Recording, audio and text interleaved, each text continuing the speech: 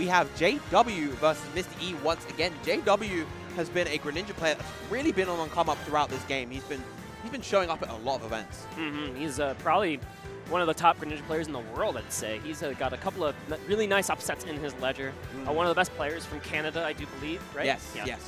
And we'll have to see how he combats Mr. E here. Mr. E from a region that does have some Greninja presence. Yes, of course, Venia being one of the best right there. I think he might still be in bracket.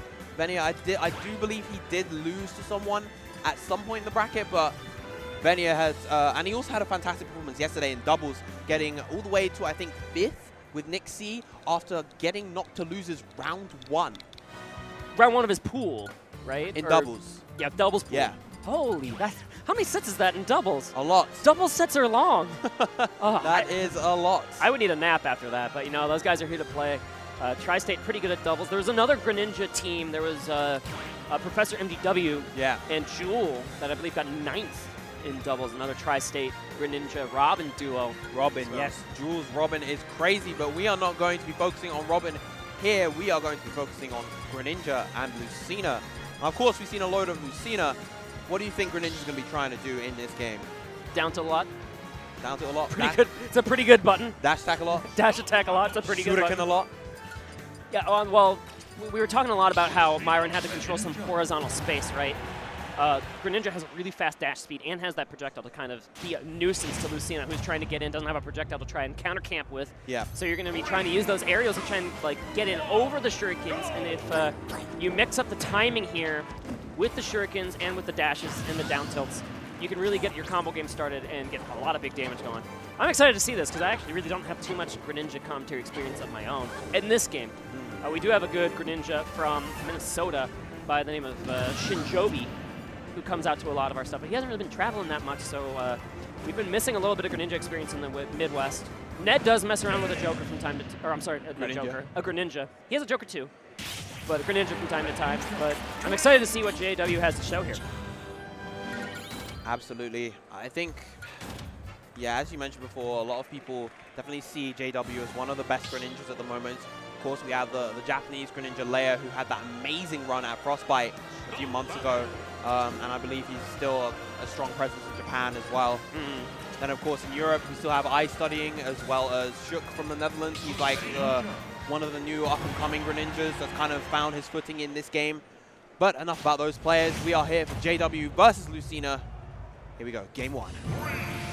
Final Destination again. We mentioned how this is maybe not as common to pick as it was in like the Smash 4 days.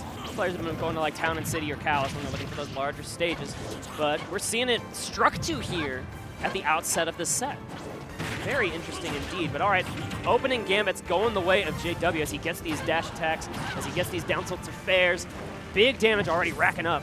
Yeah, what an explosive start coming out from JW. What a ballsy parry coming out from Mr. E. That probably would have been his stock. That Shadow Sneak very, very strong. And already respecting the spike. We saw that spike was very violent versus 8-Bit Man in the Mr. E 8-Bit Man set. We see the upbeat angle chosen from JW. He goes out to the side and then turns around. Yep. Try to avoid that specific threat zone.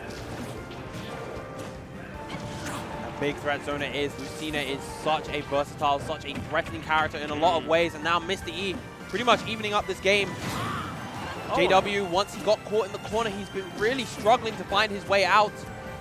We saw this again in the 8-Bit Man set as well. Mr. E is really good at keeping people in this corner and just taking his time, forcing you to make a mistake in the corner, but breaking through the zone with a sword of his own is Greninja. That fair. Just not enough to KO, but it bought him a lot of space. If Greninja is able to dish out quite a lot of pressure from quite a lot of ranges himself, but in terms of dealing with pressure, he's not really very good. You know, he doesn't have the best out of shield game. Lack of out of shield options, not a good grab out of shield. No fast aerials either, really, outside of back air. He just kind of has to rely on full hopping out of shield, and Lucina is so good at calling that out. Up throw, there it is. You got, what, like 6 pummels in there?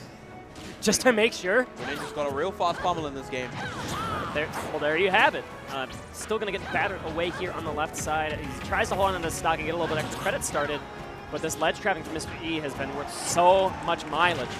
And I'm loving the slight momentum boost he's using with the Shuriken just to give himself a little bit more room. And finally losing that stock to Lucina's forward air. the triple dash attack in a row, all unpunished. What a move. Is it Greninja or is it Meta Knight? Not sure. And it's able to cross up so well on the shield even. Like, yeah.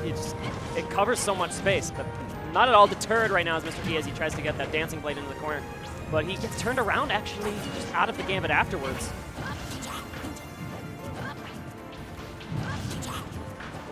Battered away once more. This frog is trying to break out of the corner. He does it. A back air to present itself. And okay, being very sneaky with that Hydro Pump. Almost clipping him with that. That would have been a really bad position. Fantastic up smash right there. He even charged. He knew what Mr. E was going to come down with. That's a great anti-air option, especially against those characters that don't really have like movement abilities or great aerial drifts. Like Lucina's a floaty character, but she kind of gets stuck in a predictable pattern sometimes when she's coming down. And that's exactly what JW scouted out. Ooh, that air dodge? He does make it back. All right. Greninja being a fast faller, having a less laggy air dodge than most characters in the game, able to make those situations back. And the tech chase is coming out, using the jab to get potential locks and then chasing afterwards. The up airs, constant harassment coming out from JW, and this lead is expanding bit by bit, but too overzealous on that side B. But still, that punish was all off of a Dolphin Slash that was just a little bit misdirected out of the shield. Mr. E took like 90% off just that one mistake. What a great punish game from JW. Oh, what a counter, but he doesn't do it in the correct direction. Doesn't matter because he had more than enough time to get the forward smash and take the game. 2 stock coming out from JW. Very impressive gameplay coming out from JW's Greninja. He really just understood like the opportunities to punish Lucina, and he was able to sneak out of those corner. Like it's kind of like the 8-Bit Man sets we were watching, right? He was trying to get a lot of damage done in the corner pressure, but you could only keep him there for so long. Yeah. And then once I'm back in neutral, I get a punish 0 to 90% on your missed Dolphin Slash. That's just too much of a deficit for you to overcome. Precisely, precisely. I definitely think that he's going to want to opt for a different stage. The flat ground of Final Destination was really not helping him out there. Potentially a tri-plat maybe to mix it up. Yep, Yoshi's story. As you mentioned, we were talking about a little bit of stage theory in that previous Mr. E set. Swordsmen love their tri-plats. They love the ability to kill early with their straight aerials, like a back air on the side at like 80, 85 is no stranger to killing on this stage. So we'll have to see if the game works out for Mr. E here in game 2. As he tries to even up this set versus one of Canada's finest players. Oh, resetting with a dare to jab. That was an interesting little combo. Yeah, quite a lot of hits done on that down air, even if it's not bouncing you up. And maybe that also works pretty well with the slant, because it just allows you a little bit extra time to act out of the down air. Smart stuff from Mr. E as he tries to cover this ledge trap position again. Well, JW just has not found his way out this corner. He's taking 100% just from being stuck in there. And that's the gameplay we're trying to see. Like we mentioned, if Greninja can get into the neutral, he can get big punishes as well, but it's been a disadvantage almost this entire minute. Reset your legend vulnerability there a little bit. Working out for him. Very, very nice. Finally, is he going to... No, he's still trying to look for center stage, and a dash attack of all moves getting the KO. Not an option that you see very often from Lucina, just because it's one of a few kind of underwhelming moves. But on this stage, anything can kill, apparently. Lucina dash attack, even pretty well DI'd in the corner, will get the job done. And now the lap is easily on because a pristine stock for Mr. E. He's at 17%. Great grab on the neutral there.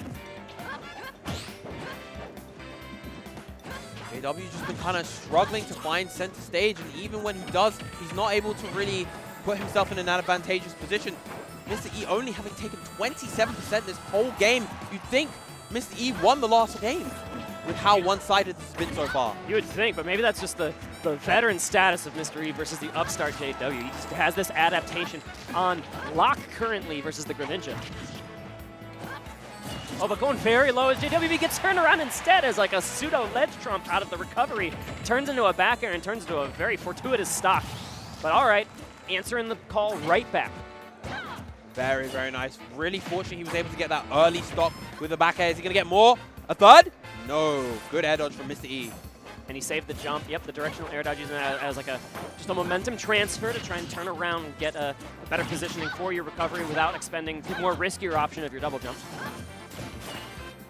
And now just throughout this game, I feel like JW has made 2 critical adjustments. He's placing those nairs a lot better and he's able to punish those Dolphin Slash out of shield, but he's also maintained center a lot better. Oh, up until that moment.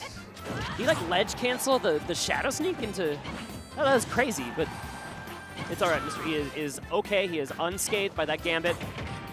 But now again, using that little wall cling to mix up your timing while getting back onto the stage, it's allowing JW to claw back into the stock. Very nice dash back, and now the air dodge is gone.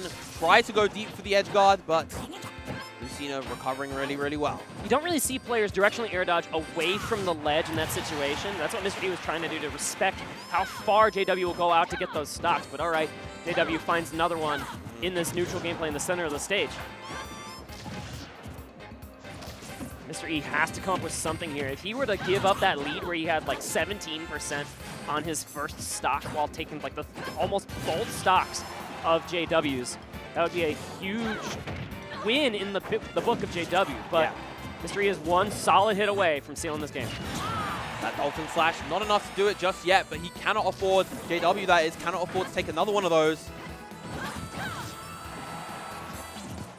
Battering him away with the forward air is not really necessarily going to kill from the center stage, but dare? The side hit of down air almost taking the stock, not enough just yet, but up throw from Lucina may be enough now. Oh, bit of an ill-advised Dolphin Slash right there. He's going to be taking a lot of damage. The air dodge punish. His jump is gone. Oh, the untechable from that Dolphin Slash, taking the game for Mr. E, hanging on for dear life in that game, equalizing this 1-1.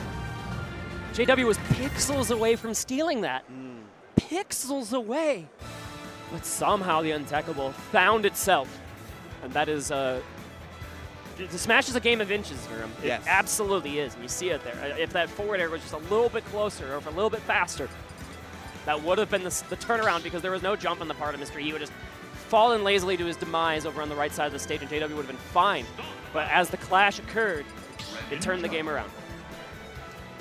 And it did 1-1 between these 2 players. It's really hard to tell who of these 2 has the potential to advance. They are both very, very good. That said though, JW did have that 2-stock finish in game 1, and he almost made the full comeback in that game 2. So if there was money put on somebody, I would put it on him right now.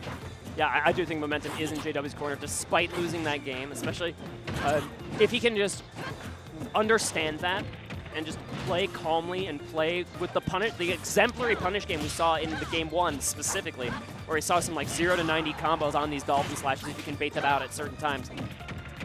But Mr. E is going to be the one to open up with an 84%, 90% to 10 on Town and City. Once again, when he's forcing JW into these corners, Mr. E has so much control, but finally JW finding his way back to center. Let's see what he can do right now. Oh, the down tilt tech chase from these swordsmen is all incredibly scary, but all it's going to be is a forward tilt. But you thought you could recover? No, sir. No, sir, not at all. Unable to grab the ledge from that directional air dodge. He was forced to recover from straight below, and thus lost his stock for it. And now another large lead opening itself up here for Mr. E. 55% on his first stock. Looking clean. Of course, we saw how that almost turned around in game 2. We'll see if there's an adaptation for Mr. E here, as he's getting carried a little bit to the side and air dodge forced.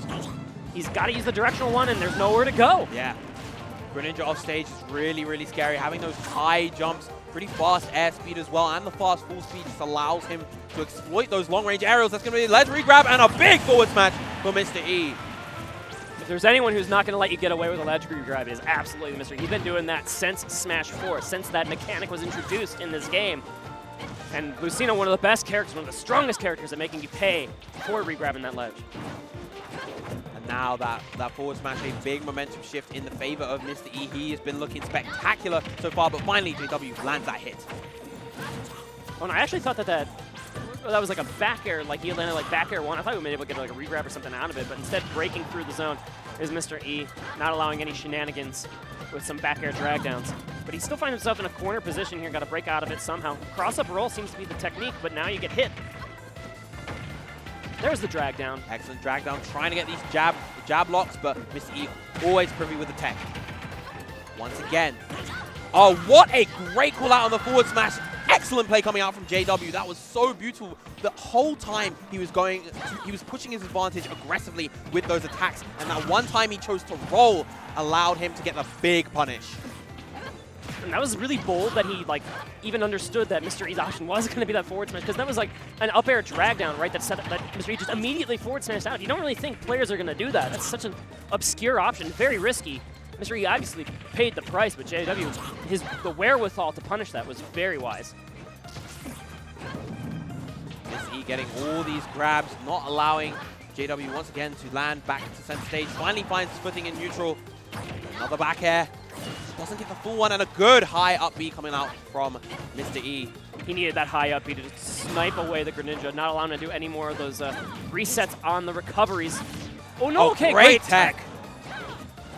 JW is living here at 183%, but not for long. Forward tilt will eventually get it done, even at 190%. That is a lead for Mr. E. 2-1 lead, but the closeness of these games would not suggest that Mr. E is the one ahead at the moment. These past two games have been incredibly close between both these players. JW most certainly is not out of the running just yet. We've seen the adaptations already in a couple of these matches. It always feels like Mr. E gets out to a hot lead, right? And then JW finds a big punish on the way back and finds like an early kill with something like an edge guard or something like that, the combo into the up smash. That killed, I think, at like 110 after the hit, even on the high ceiling of Town and City. So yeah, that is a killer move if there ever was one. And once again, the loser of this set will get 25th, I believe. So very, very important if these guys want to stay alive and find their chance to get into top 12. Definitely want to see that Sunday. We do not know who they will fight if they win this set. We don't quite have that prediction ready online on the winner's side of the bracket. But oh, what a great combo to start things out here for JW, using this advantageous platform layout of Town and City to just reset his double jump on these platforms and just get a big corner carry. But now the answer right back, getting a tech chase read into the side B, very potent damage. You saw JW try to wait for the option on Mr. E coming down, but Mr. E's option too little lag for JW to get the reactive punish. And these just fade back neutral airs. Okay, another one of these substitutes. They're I think he's using them as a bait specifically for the Dolphin Slash, because he knows if he doesn't land the counter, he has enough time to come down with a forward smash punish afterwards. So in those positions where he knows Mr. E is going to press that panic button, as it were, the Dolphin Slash, the substitute is there. Almost enough to kill. Yeah, almost enough. Sweet spot from, I believe, Royal Mark definitely would have done it there, but Lucina not having that same kind of firepower. And waiting out these air dodges on the way down. I believe that was Mr. E's win condition in that spot, but okay. Another no tech situation. Well, I don't know if that was untechable. I think the splash did occur, yeah, but it was so fast.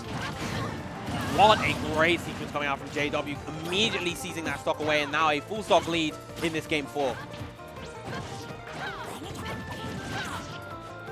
Another quick little dancing blades just to get some damage going. This is a role reversal of the past two games. Mr. E has had a 2-stock-to-1 lead at basically fresh percents in both games 2 and 3, but now JW, we're going to have to see how he plays with the lead. Greninja pretty good at playing with the lead with things like Shuriken, and especially with a large base platform here on Town and City, just kind of retreat with. But Mr. E does not look unfazed at all. He is getting big hits in there with the Thundercats up smash. Excellent parry, not getting the full dancing blade, unfortunately, and JW able to fall down fast enough in order to get a punish afterwards. Trying to get a back air on that air, jump get up. I feel like he was just inches away from finding that back air, which is about enough to seal the stock for Mr. E. And now another mix up on the ledge, get up timing. A get up attack buys a lot of space here for JW. Great down air coming out from Mr. E just to diffuse that pressure and challenge JW, not allowing him to get these drag downs for free. Dolphin Slash almost getting the stock right there. And it will. Yeah, another untechable situation, and now JW potentially on his tournament stock. He does have this lead, and a very, very nice confirm into forward air. Oh, second time's the charm. Ooh. Chasing that man in the corner, not even allowing him to get back on screen is JW, and now we are going into a game 5. I really thought that kill flash on the first forward air was a little early. It was at like 75%, but yeah. I guess Greninja just has a heck of a lot of kill power on that forward air, but I think JW knew that was too early, and that's why he continued to chase, and well, you see the result. It is a game 5 in this set. Now both players with their backs to the corner. A little sweat forming on JW's forehead. He wipes his brows here, thinking about their stages. This is modified DSR in the rules set here, I want to say. So you cannot go to the last stage you won on, which means Mr. E can run it back to Stadium 2. Or no, Final Destination was the starter stage. He can run it to Final Destination, which was the starter stage if he so likes, but he cannot go to Yoshi's Story. But I think he knows he can win on Town. That's why he's mousing over it again. It seems to be a pretty impartial stage between both of these players. Didn't JW win on FT though? They both won on Town. Oh no, JW did win on. Yeah, he did win game 1. Yeah, because Mr. E won on Yoshi's and Town. Yeah. He could run it back to Story though, is what I mean. Both of them are locked out of Town technically. That's such a confusing rule. I've been playing Smash for 5 years and I still get it mixed up. And they're picking Town anyway. All right, yeah. It seems pretty impartial between the two of them, so both players like this stage. That's just going to be like the 95th time I've messed up DSR on the cast. You can tell why I'm not a TO anymore. But it's all good. Let's get into Game 5 between these two. 3, 2, 1, go! Blow for a blow so far. This tech, and he waits out the get-up attack, getting another quick little dancing blades. Like you said, it's not as strong as like the Roy's or Marth's or Chroms necessarily, but it's still great damage and it's still a great tech chase. Triple dash attack into counter. Okay, but it worked. It worked perfectly until he missed the tech on that Dolphin Slash. Of course, Dolphin Slash in the air, intangible from frame 1, so you really got to watch out for that.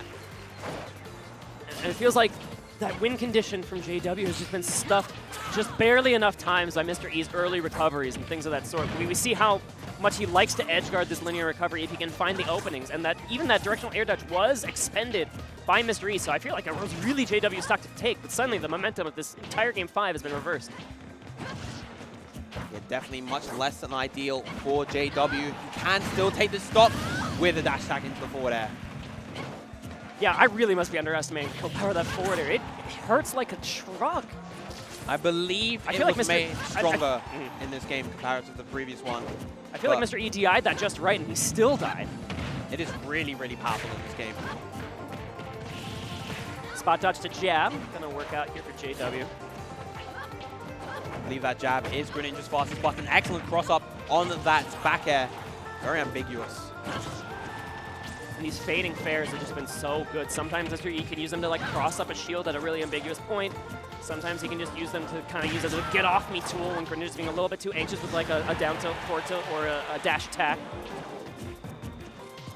A scary corner pressure situation, but JW diffuses it by crossing up with a roll, but then he misses the grab. Yeah, so much lag on that grab from Greninja. Definitely more than most other normal grabs. But the low down tilt into the forward smash. Last stop for both players, both of them on their tournament stock. This is the do or die moment. That still looks silly, even like 10 months later, however many months it's been, when someone runs into that shield and they just don't cross it up at all. It's pretty goofy, but it absolutely has gameplay ramifications between these characters. You already see it here. Oh, this is a scary spot for Mr. E. He burns the double jump early. Oh, the platform out to save, but that snipe does it! Excellent, excellent shuriken. That was impeccable play coming out from JW. That sequence was absolutely perfect. Everything fell into place for him, and he will be moving forward throughout the bracket. That will be Mr. E out at 25th. JW really didn't rely on the shurikens that much in his neutral gameplay, or really in any point in his gameplay. And then the one time he just peppers that in the edgeguard sequence, it's enough to take out Mr. E's final stock. And that was just great timing. Yes, it was. Sometimes you save that last gambit for the very last stock of a Game 5 set, and it's just the ticket. And definitely on this side.